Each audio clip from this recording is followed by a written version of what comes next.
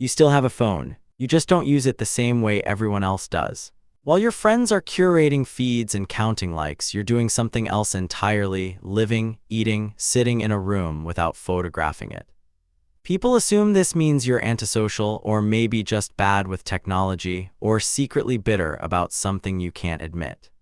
But the truth is, the psychology behind not using Instagram has almost nothing to do with social failure and everything to do with how certain minds are wired to process identity, attention, and self-worth. Today, we're looking at the real psychological profile of people who opt out and what it quietly reveals about the way they relate to themselves and the world. Welcome back. We are the Mind Lab. Let's get into it. There's a personality architecture that shows up consistently in people who abandon or never join image-based platforms, and it isn't the one most people expect. It isn't shyness. It isn't technophobia. It's something more specific and more interesting. These are people who tend to score high on a trait psychologists call self-concept clarity, a term coined by researcher Jennifer Campbell to describe how internally consistent and stable a person's sense of self is. When your identity isn't a moving target, you don't need external mirrors to confirm it. Instagram is fundamentally a mirror. For people who already have a steady reflection inside, the external one feels redundant, even faintly irritating. But before we go further, there are some recognizable patterns worth naming directly. Sign 1, they feel a strange exhaustion at the idea of documenting enjoyment. Not laziness, exhaustion. There's a real neurological reason for this. When you know something will be photographed, your brain shifts from experiential processing to evaluative processing. You stop tasting the meal and start judging how it looks. For people with high sensory attunement, that shift is genuinely unpleasant. The documentation hijacks the experience. Sign 2, they're deeply uncomfortable with ambiguity about their own motives. Instagram rewards performance, and most people can sustain a small gap between who they are and who they present. People who opt out tend to have a low tolerance for that gap. Not moral superiority, just a kind of internal friction that makes sustained self-presentation feel like wearing clothes that don't fit. Sign 3, they tend to protect attention the way other people protect money. Researchers studying what's called attentional economics, the idea that attention is a finite, depleting resource, have found that highly conscientious individuals are more likely to guard where their focus goes. Instagram is designed to fragment attention into small, pleasurable pieces. For people who experience deep focus as genuinely nourishing, the fragmentation isn't neutral. It's costly. Sign 4, they have an unusually low tolerance for social comparison, not because they are above it, but because they feel it more acutely. Leon Festinger's social comparison theory tells us that humans automatically measure themselves against visible others. Instagram is a social comparison machine. People who opt out often report that the platform doesn't make them feel bad occasionally. It makes them feel bad reliably every single time, without exception.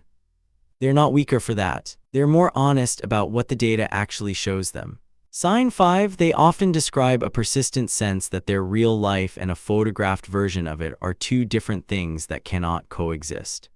This is related to what psychologists call the observer effect in lived experience. The act of watching yourself changes the experience itself.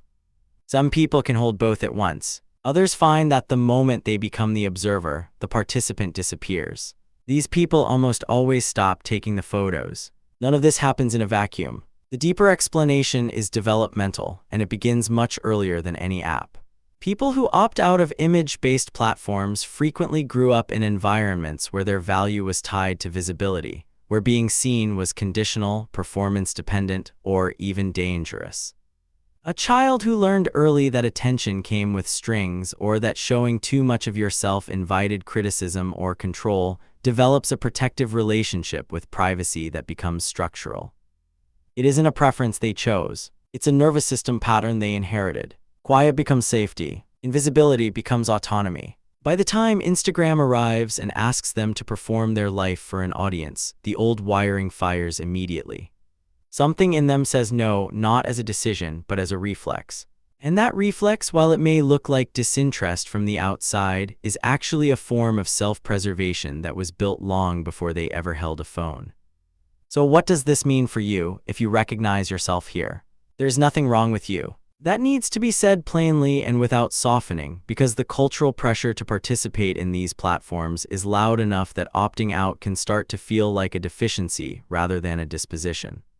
It isn't. It's a signal about how your mind and nervous system are organized, and that organization has real strengths. The practice that tends to help most is learning to distinguish between genuine privacy preference and reflexive hiding.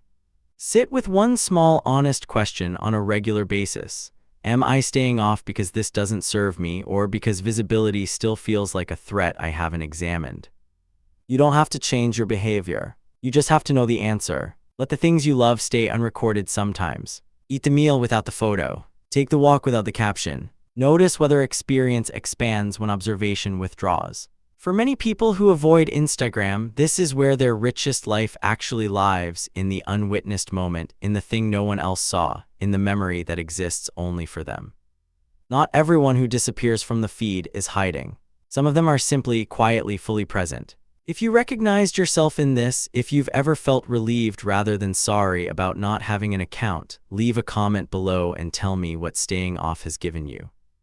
And if this made you think of someone in your life who's always been the quiet one at the edge of the photo, share it with them. It might say something they've never had the words for. Thank you for spending this time with us and for thinking carefully about the things most people scroll past. Subscribe if you want to keep exploring what's really going on beneath the surface. Until next time.